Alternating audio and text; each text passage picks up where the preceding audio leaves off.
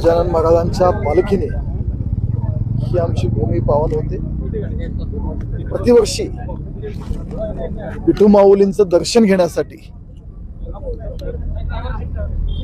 शेकडो किलोमीटर अंतर पार करून जे वारकरी दर्शनाला येतात, या सगळ्यांच्या सोलापूरच्या भूमीत आज मी असेल, माननीय शिवसाहेब असतील, आम्ही आज सगळे स्वागत केलेलं आहे।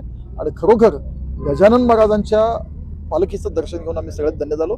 वारकऱ्यांचं स्वागत करण्याचं भाग्य आम्हाला लाभलं, आम्ही सगळे नशीबवान आहोत। दादा, खरं तर यंदाची वारी जी आहे ती हायटेक पद्धतीची वारी असल्याचं पाहायला मिळते। प्रचंड सुविधा ज्या आहेत त्या वारकऱ्यांसाठी देण्यात आलेल्या आहेत। मागच्या वर्षीपेक्षा ही वारी जी आहे ती सरस होताना पाहायला मिळते।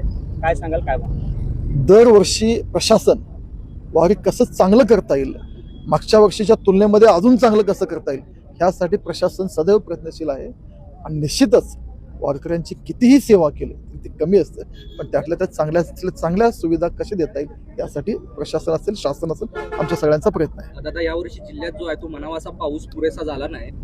पांडुरंगाच्या चरणी किंवा गजानन आमच्या सगळ्यांचं पांडुरंगाच्या चरणी, गजानन महाराजांच्या चरणी हेच आहे की जे वरुण राजाने रुसवा यावेळी बळीराजावर दिलेला आहे, तो कुठंतरी कमी होऊन वरुण राजा आम्हा सगळ्यांना प्रसन्न व्हावं आणि शेतकऱ्यांना, बळीराजांना दिलासा द्यावं अशी प्रार्थना आमची विठू माऊलींच्या चरणी आणि गजानन महाराजांच्या चरणी आहे। दादा, खरं तर आपले जे प्रतिनिधी सत्तेत सहभागी असलेल्या सिद्धाराम मेत्रे यांनी आपल्यावरती टीका केलेली होती की हुकुमशाही सुरू आहे, आपल्या आमदारांची असेल आणि एकंदरीतच राज्य आणि देशभरामध्ये हुकुमशाही सुरू असते। हुकुमशाही सुरू असते तर सिद्धाराम मेत्रेंना बोलू दिलं असतं का?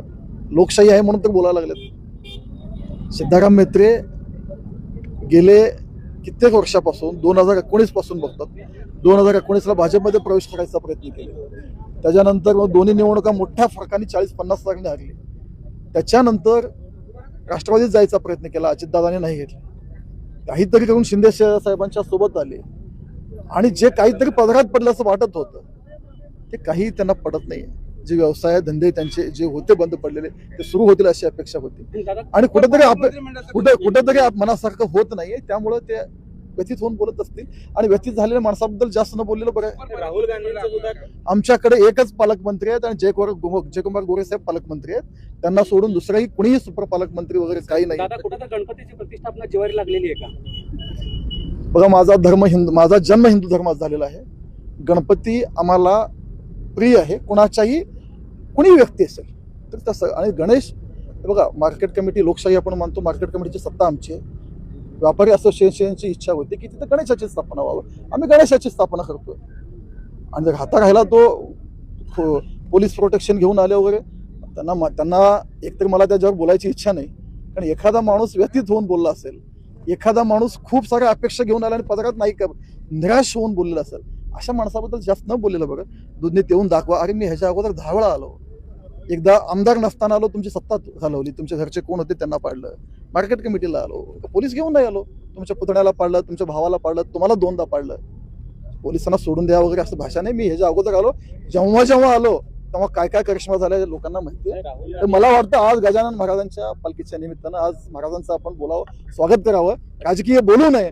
आणि एकच सांगतो की मी कुठल्याही व्यथित झालेला माणूस, फ्रस्ट्रेटेड माणूस जो वैतागून बोलतो, त्यांच्याबद्दल आपण खूप न बोललेलं बरं असं मला वाटतं। एकनाथ शिंदे साहेबांना घेऊन जे आहे मुख्यमंत्र्यांकडे तुमची तक्रार करणार अशी अवश्य जावं।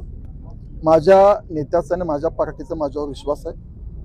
मला कुणी चॅलेंज करत असेल तर मला त्यांना आवर्जून सांगायचं आहे, मी, माझी जनता, माझा नेता आणि माझी पार्टी ह्या तिघांच्या व्यतिरिक्त अशा रोज 56 जे सापडतात त्यांना मी भीक घालत नाही, महत्त्व देत नाही।